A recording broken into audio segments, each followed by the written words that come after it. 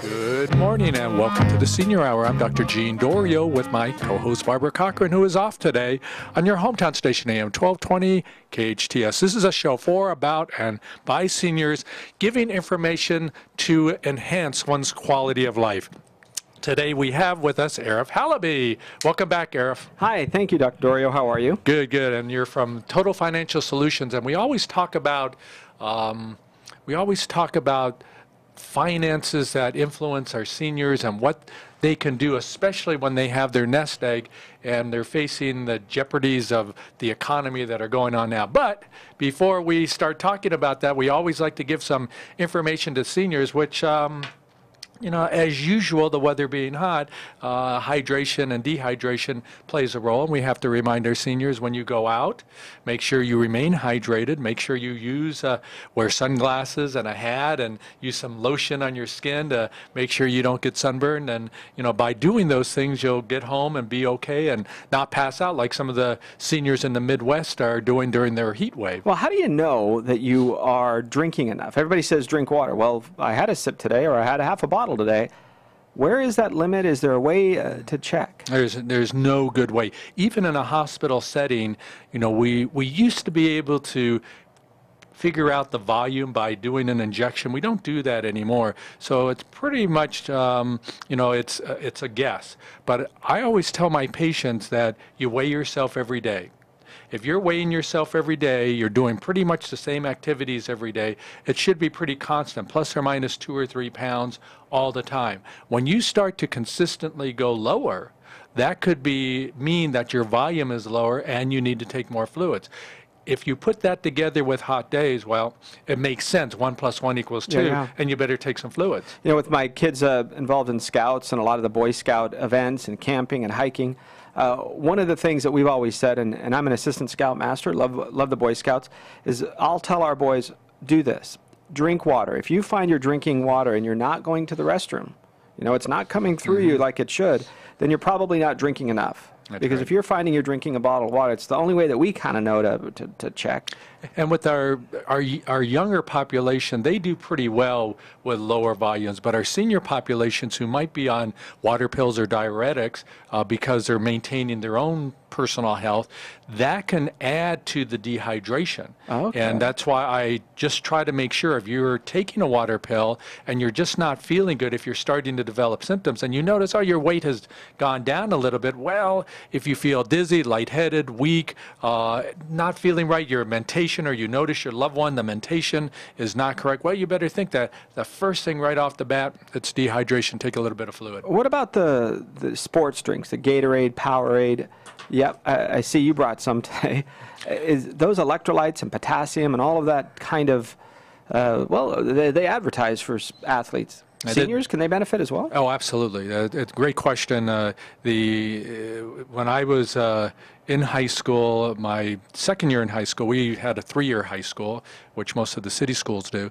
But we were in the Gatorade study before Gatorade ever came out, and the athletic teams were given Gatorade. So that's kind of why I have realized I'm not addicted to it, but I do know the benefits of it. And the studies show that when you have water and you put sugar in it, for some reason the body absorbs the water a lot faster than it would without anything in it. So water is okay, but how often do you take water and you say, I feel a little bloated, and you can kind of feel it sloshing around in your stomach? Well, I noticed that after I started drinking Gatorade, I wouldn't have any sloshing because the studies were correct. It was being absorbed into the system, and I wasn't getting as dehydrated playing sports when I did. Seniors, though, they face this issue where they don't know about their volume. We can't measure it at all like we were talking about, and then they get into trouble. So to me, the sports drinks are real good. It has that high fructose corn syrup, and the dyes in it, which I hesitate. And, if I end up having some kind of medical problem, the first thing I'm going to think about is that these athletic drinks probably contributed to it. But the fact that I'm in my 60s and I'm able to still go out and run, and sometimes I'm running when it's 80, 90 degrees, and, and I know it, but I also rehydrate very quickly. And when I run half marathons, for instance, I'll be back to normal in about 3 or 4 hours. Wow. When I do a marathon, it might take me a day. Yeah. But to be honest with you, I know a lot of younger athletes who take much longer That's right. to rehydrate, and I think part of that is because of the athletic drinks. So I think the seniors can do very well with the athletic drinks, but you have to be aware of the swelling in your ankles, your weight going up too high, your breathing and your heart, and there are so many other medical factors that do play a role, Arif. So it's something to consider, folks. We always look at how do we make sure we're healthy, how do we make sure just the basics of drinking water or staying hydrated. I'd love to get your opinion on high pH water. That seems to be all the phase. If there's a comment or something on that. I have seen all sorts of waters from low pH to high pH and studies. And I'm not sure. The body plays a factor in pH and everything, and in making that adjustment. So I'm not sure if the realization that pH, the intake of a certain pH drink will make a difference. I don't know. So, but when we come back, Arif, let's talk a little bit about investments and what people need to do. Their fearing stock market and their pensions and all the things that are going on that could affect their nest egg and then not allow them to live the quality of life that they have. So yeah, we've got some great things to cover. So we're talking with Arif Halaby on the Senior Hour on your hometown station, AM 1220 KHTS. When someone abducts a child, they're not about to advertise it. But we will. Sign up at wirelessamber-alerts.org to get free Amber Alert text messages on your cell phone. Wireless Amber Alerts. A child is calling for help.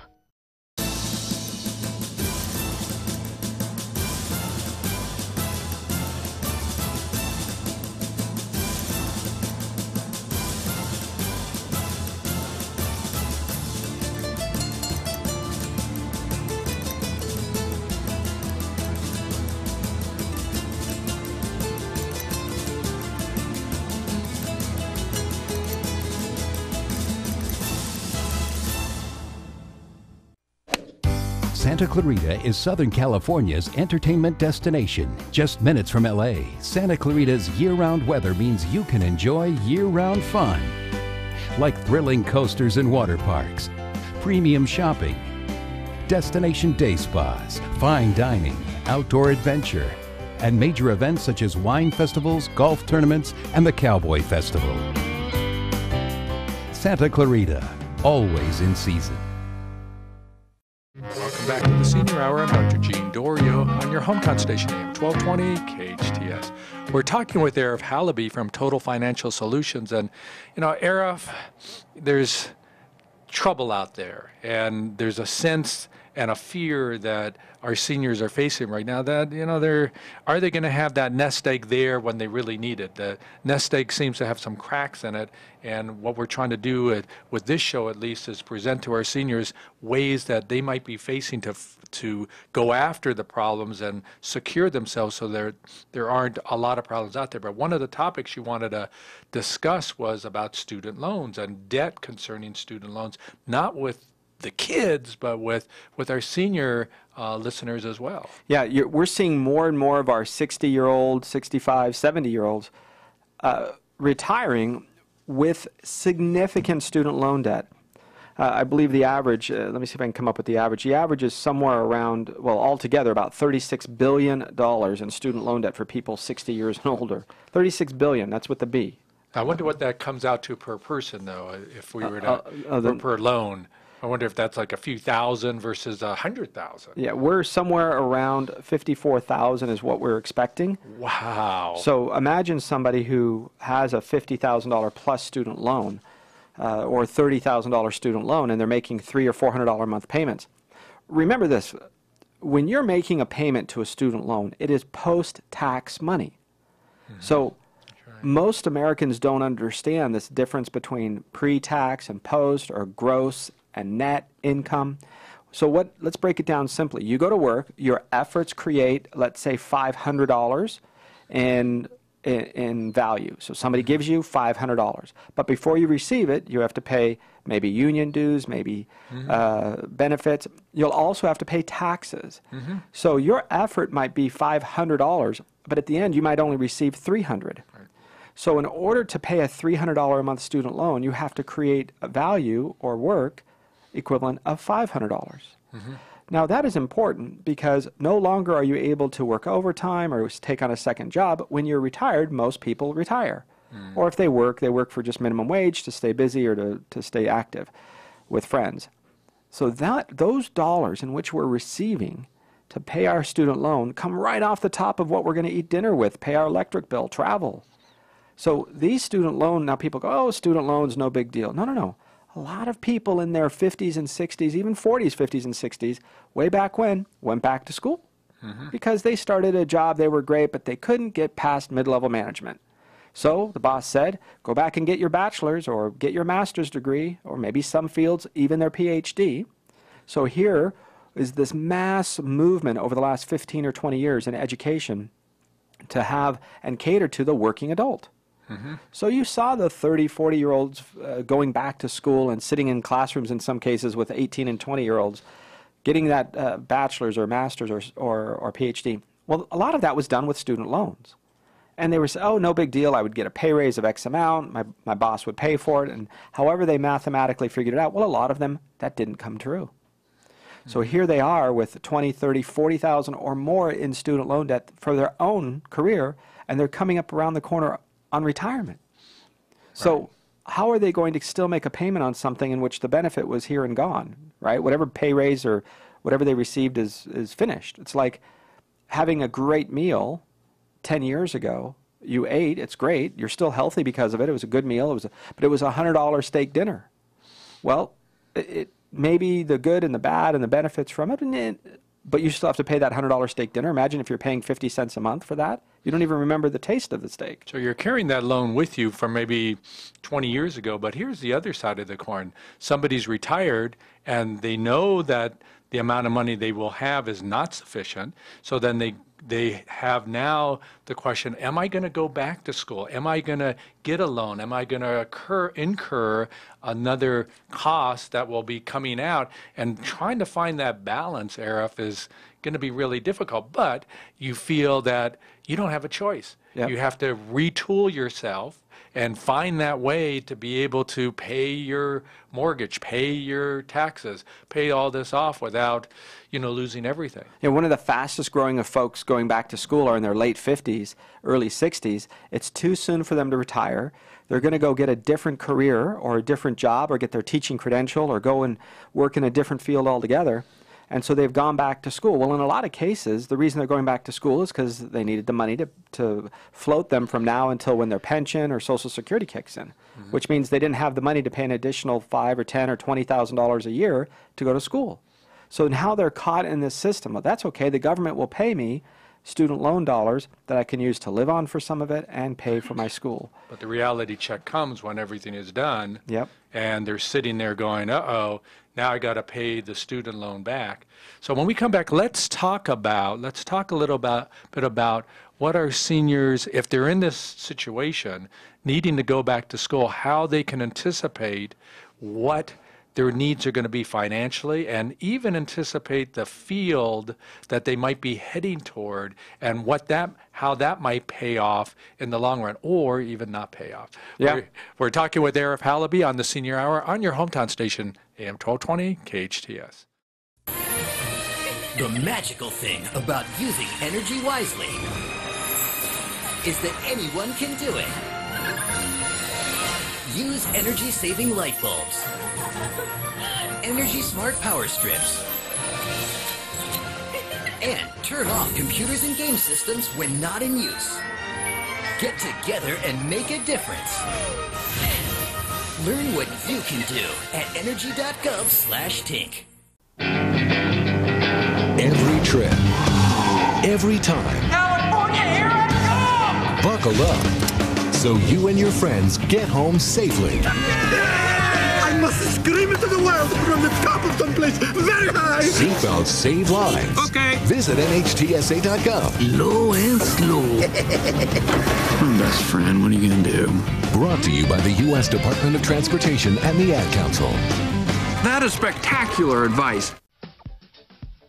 I think it breaks a little to the left. To the right. Nope, straight.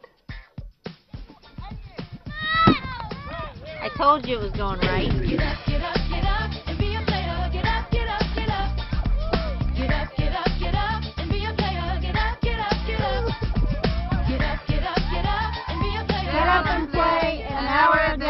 For fun playtime ideas, go online. Just don't stay long. Welcome back to the Senior Hour. I'm Dr. Gene Daurio on your hometown station, AM 1220 KHTS. We're talking with Arif Halaby from Total Financial Solutions. And, you know, Arif, here are some of our seniors listening to the show, worried about their income base, and they realize that they're not going to make it and they have to go back to school. But how do they go about anticipating the field that they're looking into and the money that they might have to spend? Well, a brief history of student loans is back in 1986. I believe it was 1986, mid-90s, mid-80s. The Reagan administration and the Democratic Congress reduced and changed a whole series of laws, tax laws, et cetera. Well, part of one of that group of legislation was making it illegal, impossible, if you will, to file bankruptcy on student loan debt. So prior to that, right outside of medical school, you would graduate medical school, literally in some cases, and or you'd graduate law school, and there would be tables of attorneys, bankruptcy attorneys, handing out business cards as you walk down the aisle. And they would say, great, you have $50,000 in student loan debt, file bankruptcy today, and it's done. Yes, it'll take you longer to get credit, but no problem. 2 or 3 years from now, you're great, and the debt is gone. Well, a lot of pressure was coming from private institutions. So the government says we're going to make it impossible to file bankruptcy on most student loan debt, and the government is going to insure all student loan debt. So Bank of America, Wells Fargo, whoever was to have issued student loans would have a guarantee behind them that the government would be there. So would they give money to everybody? Well, of course, they're going to get paid with interest. They don't care. So they don't care who. That's how you get an 18-year-old without a job signing $20,000 student loan debt a semester. Who would give that to them? Well, fast forward, now, about a year and a half ago, the Obama administration took over all of the student loan debt. It made all student loan debt public, not private, meaning that now, instead of having an independent company maybe give you a loan or not, now it's the government insuring everything and controlling everything, which means now they're controlling education and healthcare, some issues for a lot of people. So that being said, now you have folks that are going in to become seniors. You know, they're retired or they have been retired. Maybe they sign or co-sign a loan for a grandchild. Maybe it's their own kids. You know, maybe you did a plus loan, you know, P-L-U-S, plus, like a plus sign. That is a loan. It's a parent loan designed for paying off student loan debt, but it doesn't have all the benefits of a student loan debt. It doesn't have certain deferments possibly. It doesn't have subsidized loans. So there's some things that some of these parent loans don't have. And so now the parent is responsible. So, or the grandparent is responsible. There you go. And as a parent or a grandparent, you're now responsible. You have co-signed for this loan. And how much are our students getting out of school and finding jobs? Very little. They're not. Very little. And if they are, it's not even the job that is equal to the debt they have. Look, just going to a UC school and taking student loans out for the 4 years, you'll end up with somewhere around $150,000 in student loan debt. No problem. Add in there a master's or a graduate degree or some overseas learning, traveling overseas, and you have $150,000. For that person to pay off that debt, the way I was talking, right, pre-tax money, post-tax, to pay off that debt in 10 years, they would need to earn at least, from the day they graduate, 23, 24 years old, $207,000 a year in order to earn enough to live, pay the taxes, and pay back that student loan in 10 years. In 20 years? 20 years, they have to earn $137,000. Most jobs don't even come close to paying that amount, especially in the beginning. Most folks don't get a job. 70% are not even working in the field in which they got their degree. So they may have a biology degree and they're working in sales, or they have a marketing degree and they're working as an administrative assistant. So in most cases, these folks are not even working in the field in which they spent all that money to earn, and the average starting pay is probably $35,000 to $40,000. That's not even enough to pay their living expenses and a student loan. So guess what they do? They default on the student loan. But, you know, if they've gotten a plus loan and a co-signing from one of our senior grandparents, and they're not going to be able to bankrupt on it, where do they go with this? Well, let's go. This is pretty important. When you go to the place where our seniors have an estate, they have retirement assets, they have dollars, and the loan is not going to be paid, the kid isn't paying it, maybe you have an agreement for the child to pay it, and you think it's been paid on time, if they don't pay it back, your child or grandchild, they come back to the senior. And the senior cannot say, I didn't know. They cannot do anything except they will now be sued. And they have a choice. They can make the payment now instead of the grandchild, which is often the case, or they get sued and have their assets taken, even if they're seniors.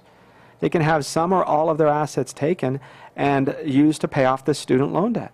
So if you have a home, they can put a lien against that home. Put a lien on the home. You have a bank account. Bank account, they can go into your bank account. Take it all. Yeah, once you co-sign on it. And we're not saying that one shouldn't co-sign because, this is the future of your grandkids. But, it's a hard choice and you should know everything about it. That's right. Know what you're getting into. Yeah, you need to look at the paperwork. And if you can't read it and understand it, then you pay a few $100s to an attorney so they can read it and know what your obligations are. That's right. Understand what you can and can't do. Maybe it just makes sense for you to dip into some of your retirement dollars and give your child $5,000 a year or $500 or $10,000, whatever it is that you think, and you give your grandchild or your child. Often what it is we're finding the baby boomers are defaulting on these plus loans for their children. So they go to the grandparents. So our seniors that are 65, 70, 70, and they say, hey, Mom, little Jimmy graduated. He's doing great. He's got a job as a chef, even though he's got his degree in business. But we need some money because I can't afford to pay the loans. And so grandparents are now helping out their kids in turn that are paying it for the. So it becomes a real sticky. And wait till they pass away. When we come back, I'll tell you what happens to those dollars and the obligation when you die. So let's come back with that, because if you're co-signing on a loan and let's say you're 80 years old, in anticipation that if you live to 84, is there still debt? That's a good question that we need to follow up with. We're talking with Arif Halaby from Tonal Financial Solutions on the Senior Hour on your hometown station AM 1220 KHTS.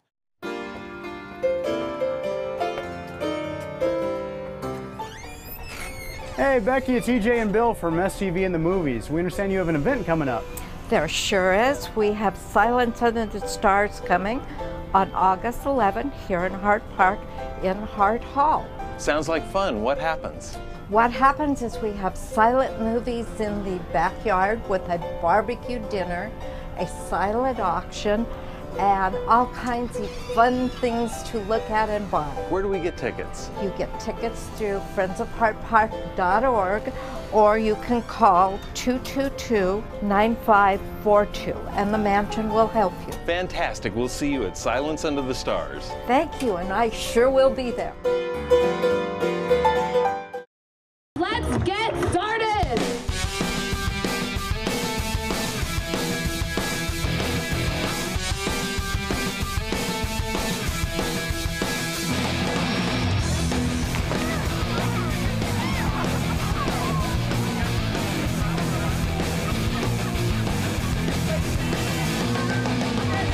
Check out Dunces on Main Street each third Thursday of the month from 7 to 11 p.m. in Old Town Newhall.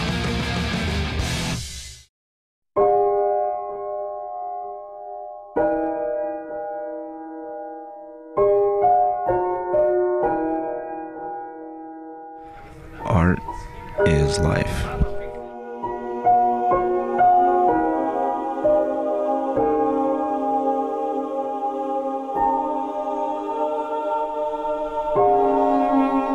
Art is love. Art is patience.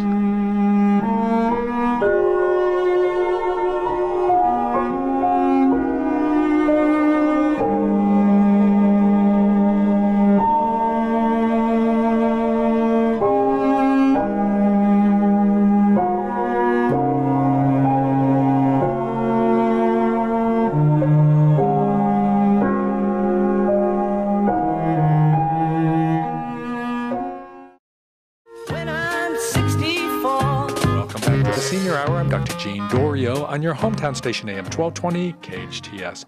We're talking with Arif Halaby from Total Financial Solutions about the nest egg and the problems related to going back to school, preserving your nest egg, but also when your grandchild or your child is going to school, needs a loan, and one then co-signs on that loan, and if you're, let's say, 80 years old and you're co-signing on a loan and you live to 84, boom, what happens to that debt? Yeah. If your name is on a student loan, even though it is insured by the government, that's if you skip town. You skip town or you pass away with no assets, then the last place the government, the last place for collecting those dollars is the U.S. government. And basically, now that the government controls all of those places, the federal government controls the loans and the guarantee of the loans, they're basically self-insured, so it goes from their left pocket to the right. But in between that transfer, the collection service of those dollars are the full force and credit and institutions of the U.S. government, the IRS, the Marshal Service, I mean, goodness, the court system, any kind of a system that's in place to collect those dollars, those, it's against the federal government system. So you're not going to be able to win. In other words, you can't outsmart them or outspend them. It doesn't matter. So if you have a home that's paid off, you have an insurance policy, an IRA. Any asset. Any asset. Part of the settling of that debt, if you wanted it to go to your children or your grandchildren or a charity, one of the first places that it goes before it goes there, and this is in most cases, there's a way to set it up, but the first place it goes is to pay that student loan debt that you signed for way back when, or the car loan, or that co-sign, anything where your name is owing somebody money. You have taxes, you have medical bills, you have debt. Those are all paid prior to the charities, your children or grandchildren getting a penny. And that student loan debt is right up there. So you're 80, you sign a loan, you pass away at 84, that debt does not disappear. Does not disappear. It is still out there. Yeah, unless you live in an apartment, you live paycheck to paycheck, you have an old automobile, you have $300 in your checking or savings account. You know, if you're living with rather modest means, you have a pension, maybe Social Security, so that's the income that comes in, but it goes away once you pass away. After that, then the government now comes in and takes that loan, and they guarantee it. But their goal is going to be always to find somebody with with assets or money to drop that loan in their pocket and say, yep, start paying now. Well, the government doesn't, with the problems both the state and the federal have, they don't want to be paying off these loans. They don't want to be the last person in line and knowing that, okay, we do have to be the ones that pay. Yeah, so they're certainly going to, and they can.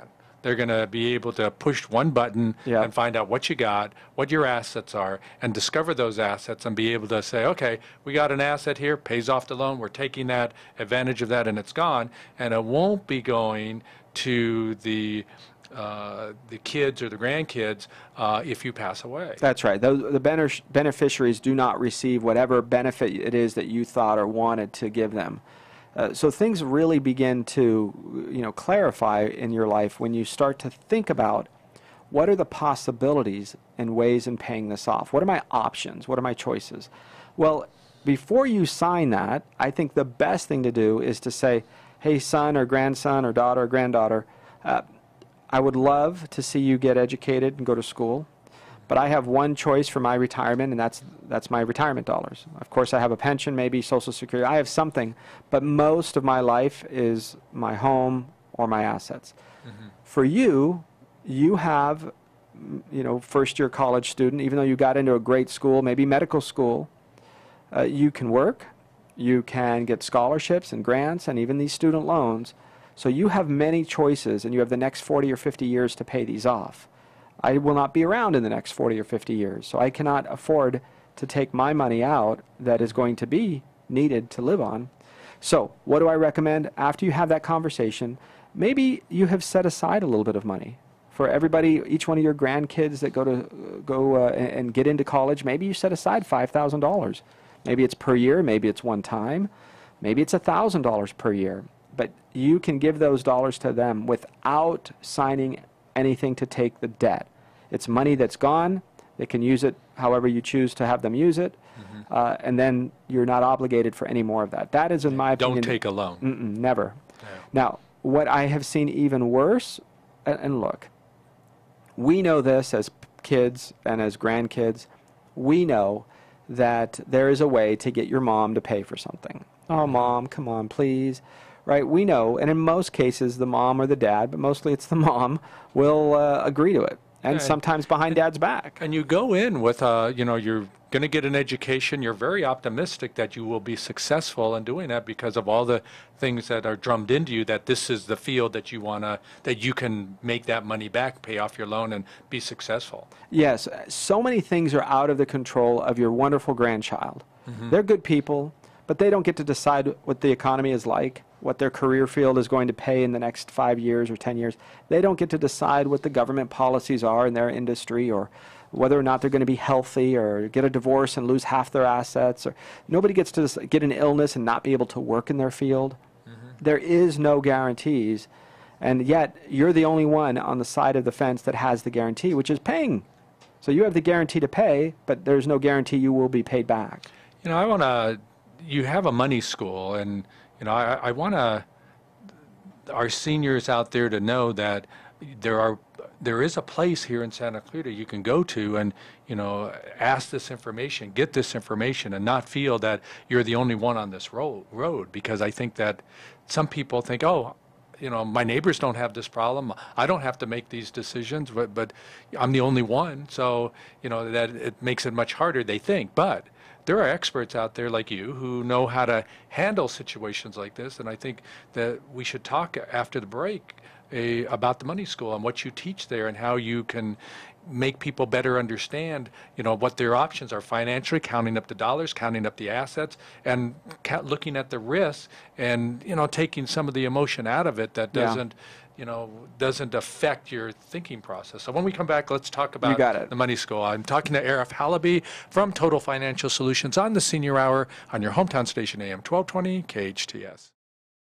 You raise your family in the Santa Clarita Valley for quality of life, but what about their quality of health? In the past few years, Henry Mayo has become a truly family-centered hospital, the top choice for maternity services with international baby-friendly recognition, an ER approved for pediatrics, and an all-new neonatal intensive care unit. In fact, Henry Mayo is now a best regional hospital. Henry Mayo, for your family's quality of life and quality of health.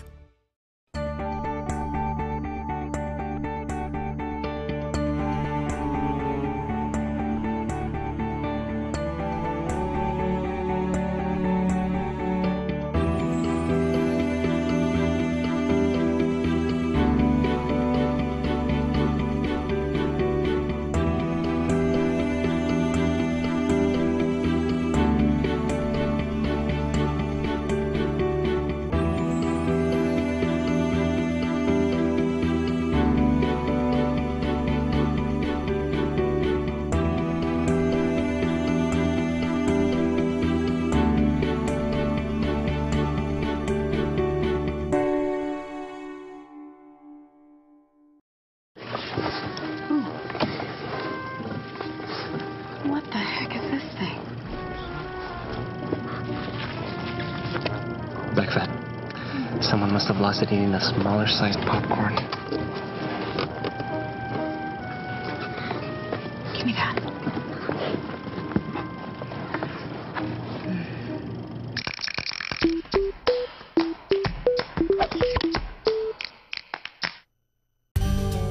Hi, I'm Howie Mandel. I'm Sally Field. I want to introduce you to a very special place. Lark Ranch began almost 50 years ago. It was started by a group of visionary parents who were not willing to accept institutional surroundings for their developmentally disabled children. Lark is a unique facility with a community of individuals who are all special and contributing members not only of Lark, but of the larger community of Santa Clarita. But they need your help to maintain this outstanding program and continue to deliver to its residents the kind of care that will help keep Lark Ranch operating for another 50 years. Please give generously. And let's continue the miracle of Lark. Welcome back to the Senior Hour. I'm Dr. Gene Daurio with my co-host Barbara Cochran, who is off today on your hometown station AM 1220 KHTS. We're talking with Arif Halaby from Total Financial Solutions, and we're pretty much into a strong topic and difficult topic that we're talking about people going back to school. But in order to get this kind of information, you really do have to get it from somewhere. And certainly you can turn to the internet, you can ask Siri questions. There are different ways of doing it. But you do have Money School, Arif, that you run, and where our seniors can go and ask these questions and come by and talk to you about what do I do in this situation so that they're not on this lonely road by themselves. A lot of folks believe that knowledge is power. I am not one that believes knowledge is power. I used to believe that. But today with Google and Yahoo and the internet search and these phones on our hips and computers, and seniors are the fastest growing users of the internet, knowledge is available to everybody. Public libraries are still there, but certainly the use of a public library is different than it was just 10 years ago. So I don't think knowledge is power. I think the proper use of the proper knowledge at the proper time. Some might call that wisdom. Some may call it whatever. But I think today it is no longer the purpose to go to college is for knowledge or for gathering this. It should be to gain wisdom, which means you should be very selective over your educators, your teachers, your professors. Certainly at a college level, better be folks that have been out in the field, not just people that read it in the book and wrote a few papers. Look, I know this is controversial. I know some of you are going to be stomping your foot. But the way it was in the 50s and 60s, if you graduated high school, you were right away at the top. And then in the 60s and 70s, it became, oh, you have a bachelor's degree, you're pretty sharp. And then in the 80s, bachelor's, wow, 90s, masters in order to move ahead. What's next? We're running out of places to go. So now you have people that are going to schools that have spas, bowling alleys. They have facilities there that are like country clubs instead of places of higher learning. Certainly I'm not talking about all of them. There are some very, very distinguished institutions of higher learning that still exist. But my point is, the reason that it's so expensive should not be the reason that it's so expensive. It should be expensive because they're flying in, people that are equivalent to the Einstein of today or the Madame Curie, folks that are coming in, and you need to pay those people a salary in order to educate them, as opposed to a lot of these professors write papers and they disappear and their TAs, teach the class. I want there to be a place of understanding of how and when should one take a student loan. Should you never take a student loan? Of course not. There's a time and a place for it, but know what it is, know what it isn't. My problem is on the other side of the equation, the government and these institutions are flooding the market, and our seniors are reaching age 60 and they still have student loan debt. It might be 10 or 15,000 maybe. Maybe it's a lower interest rate. But what about the ones that they've co-signed? What about the ones when they want to go back to school? Well, they may not have 40 or 50,000. Just an MBA program. I was looking into an MBA program at Pepperdine. $116,000 is what they wanted to charge our client. $116,000. Now, that's a great program, I'm sure. Great instructors, I'm sure. But who has $116,000? Because remember, it's not $116,000. You have to pay taxes on that. So you're probably having to earn $190,000, maybe $200,000. Just to pay that, yeah. You give the government about half. What's left goes to pay your students. So how long does it take to earn an extra $200,000 so that you can pay some to student loans? So, so I want the truth to come up, and then you can make a decision. It's the clarity, then you can make a decision. Yeah, and you're right. Knowledge, they used to say knowledge is power, and that, that's a fine thought, but, common sense is power. Wisdom is power. There you go. And that's where we have to teach our kids. And certainly getting that degree, now people know it might not mean anything. You might as well put it in the shredder for some people because that knowledge that they have is not worthy. It is not power. So you have to look around and make sure that you're making the right decisions as you move forward, not just for yourself, but especially for your kids and your grandkids. Yes. And putting that amount of money now just seems like something is wrong with this whole system. And I just don't know how we're going to end up fixing this? We have about $1 trillion. Very soon we'll have $1 trillion in student loan debt. That means it will never be paid off. There's going to be issues with debt forgiveness, etc. Our money school class will teach you how to pay off this debt sooner. We'll teach you about the consequences, believe it or not, the consequences of this student loan debt and the debt forgiveness. And when we come back, I'll get into what I want you to watch out for. So you might say, no problem, the government has these 20-year program, or 10-year and 25-year, these two programs, 10-year, 25-year. So my kids are going to get it, my son, my grandson, they're going to not have a problem after 25 years, they don't have to pay it back. Well, I'm into forgiveness, so let's talk about that when we get back on the Senior Hour on your hometown station, AM 1220 KHTS. Hello. Yes. Can I ask a few questions about the apartment on Park Street? What was your name? My name is Juan Hernandez. It's been rented. Oh, it's gone. Hello, my name is Sanjay Kumar. I am calling about the apartment on Park Street. It's not available. Not available? Hello, my name is Tyrone Washington. I'm calling about the apartment on Park Street. Just been rented. Hello, I am Chen Ling. My name is Khalid bin Ali. I'm Tuan Vo. Hello, my name is Moshe Goldberg. I use a wheelchair. It's gone. Not available. All right. Thank you. Yes, hello, my name is Graham Wellington. I'm calling about the apartment for rent on Park Street. Is that still available? Yes, it is. Oh, it is? Yes. Really? Housing discrimination is illegal. If you think you've been a victim because of your race, color, national origin, sex, religion, disability, or family status, call us. Fair housing. It's not an option. It's the law. They come back to parades, high school bands, and celebrations. We welcome them with open arms as heroes. Their tours of duty are behind them. Their challenges are not. Many will spend longer coming back from the war than they spent in the war, retraining, searching for jobs, recovering from scars, some visible, some not. Find out what you can do to help at welcomebackveterans.org. Hey guys. Ooh, I've been looking for that. Has legal seen this? Yeah. Sure, what happened to your, Oh, yeah, I know. If it gets any worse, I'll have it checked out. Worse? How could it get worse? Yeah, maybe we should call somebody? I'm fine. You wouldn't ignore this, so why ignore the signs of a stroke? At the first warning signs, call 911 immediately, because time lost is brain lost.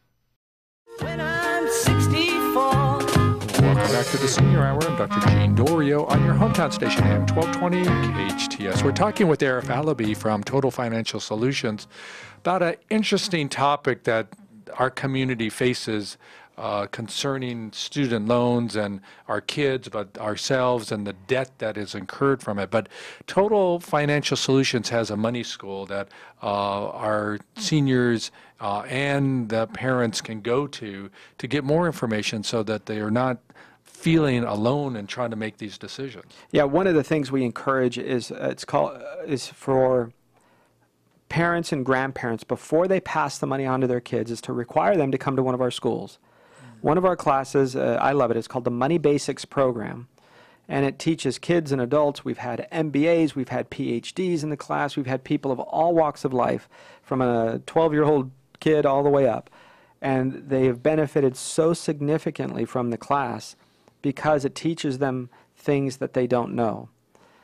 Not because they're not smart in book, because a lot of them have great degrees. Not because they're not smart in their field. A lot of them have been paid a lot of money in their fields. But our Money Basics program, you can go to totalmoneyschool.com. If you send us an email, you can click on there like more information and just fill it out. Send us an email. We'll give you the classes as they're upcoming. Just tell us what classes you're interested in. Hey, I'm interested in our 2-hour classes on debt elimination, or our classes on how to pay back a student loan. I'm speaking tomorrow at the Burbank City Employees Association down in Burbank, and all of the 500-plus employees of the association are welcome to come. Anybody is welcome to come that's down in Burbank. We have a class there, and that particular one is on overall debt elimination.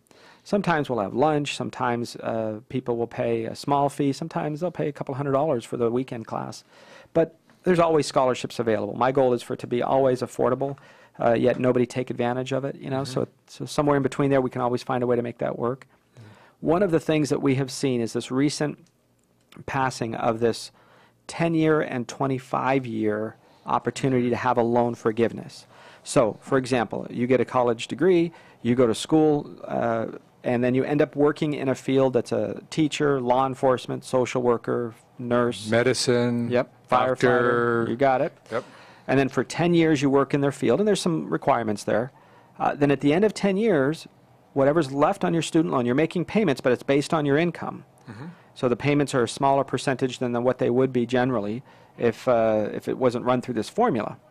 And so then at the end, they go, oh, you still owe us $50,000. It's been 120 payments. You've paid on time. Everything is good. We waive the rest. All $55,000 is done. And see that, And to now- me, I have proposed that for our medical students, our social workers, our nurses, when they are indebted because of a loan, but they go and work in a skilled nursing facility, a nursing home for 1 year, and they get paid for doing that. If they do that and get their salary for 1 year, because our seniors don't want to go to nursing homes. They're afraid of nursing homes. It's really one of the worst places they can go. But if we can tidy that up a little bit, make it conducive to living and dying for our loved ones, and their fears are lessened, those people who do put that 1 year in will have some forgiveness to their loans. The biggest issue that we have found is that the current administration snuck in a little rule here. You got it, $50,000 forgiveness, and yet it all becomes taxable the next year. Wouldn't you know it? Now, Just we have another way. Yeah, we have a plan and a program to help eliminate that, and it's great because there's only, I think, 4 of us in Southern California that are allowed or authorized or approved, whatever it might be, trained to do this program, to help set up this plan and the structure by going through a system, kind of walking you through the pros and cons, and then yet setting up a plan to pay back the taxes that are owed on that and be done with it at the end of 10 years. The 25-year plan is the same thing, except it's for all other career fields. So now imagine for a minute you're done with your college experience at 25, you begin this 25-year repayment, you're now 50 years old. At 50 years old, you're now in a position to get an incredible loan forgiveness. At the same time, your kids are grown, most of your mortgage is paid off, and here's a taxable debt without any write-offs of $20,000, $30,000, $40,000, $50,000 you have to give to the U.S. government. Yikes. Huge difference. Yeah. Well, the best part about going to your money school and getting the education is that you don't have to take a student loan out to go to your school. Not at all. So we are not going to be incurring debt. Yeah, that's right. It's a different doing school. that. So if people want to get a hold of you, Arif, and maybe join in at your money school, how do they do that? Yeah, go to 753-9683. That's just a local number, 753-9683. You can also go to totalmoneyschool.com. That's our money school website. So totalmoneyschool.com. Or, of course, give us a call. We'll be happy to put you on our mailing list if it's regular mail or email and kind of give you updates on our classes. Let us know which ones you're interested in, because often we don't run a class until we have enough of an interest list. So if we know you're interested in a particular class, we'll run it a little sooner. And just so our listeners know that people know about issues like this, and you just don't have to feel that you need to go to Surrey or to Google to get that information. There are people that can talk legitimately about it at the money school that will help you out and get you through this. Yeah, some incredible instructors. We bring in experts in all the fields, whether it be, estate planning or property management or lending. It's all there. Great, Arif. Thanks for being on the show again. Appreciate You're welcome. all your Pleasure. input. I know our seniors learned a lot today. Thanks for having me. We are sponsored by Comfort Keepers in Home Care. Listen to us next week on the Senior Hour. Now go and enhance your quality of life.